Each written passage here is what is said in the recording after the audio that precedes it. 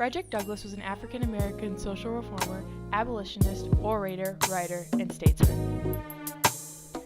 Being born into slavery around 1818 in Talbot County, Maryland, he was a voice for other slaves going through the same struggle throughout his lifetime. February of 1818, born into slavery, Frederick Douglass, named by his mother, Miss Harriet Bailey. He tried to shed light on the African-American life, being beaten by day and exploited by night.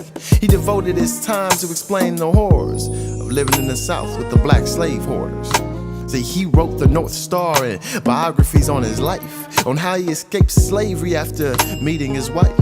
It took him several tries, but he made it to the North, where he made his name known and discovered his worth. He became a famous orator, an abolitionist who explained the slave horror stories. He married Anne Murray and described the moment his mama was taken away. He gave speeches at the age of 23, went to anti-slavery meetings and followed his dreams. He was a civil leader and a statesman who taught slaves to read before he set off for freedom. But what to the slave is the 4th of July? He spoke in his speech of injustice and lies. His speeches inspired, his words ignited fire. He spoke of the simple American desires. If we have to fight for our country, we should have the right to vote. After the Civil War, he gave a glimpse of hope. He pushed for women's rights and universal suffrage, awaiting the proclamation that would deliver the message. To the agonizing prayers of centuries, Douglass had a new vision for the American country.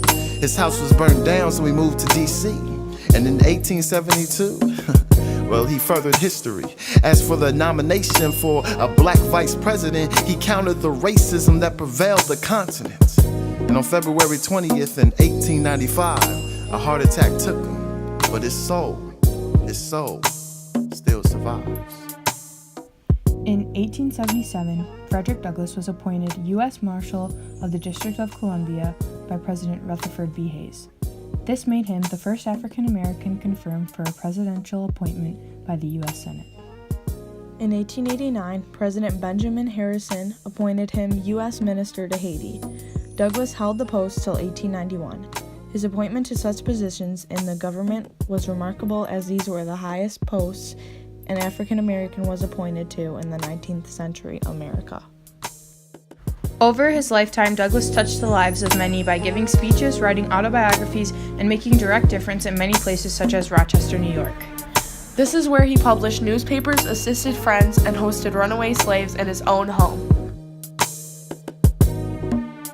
Overall, Frederick Douglass lived a heroic life, starting as a slave and ending as a prominent historical figure. He faced many challenges through his life, in which he powered through and was able to overcome.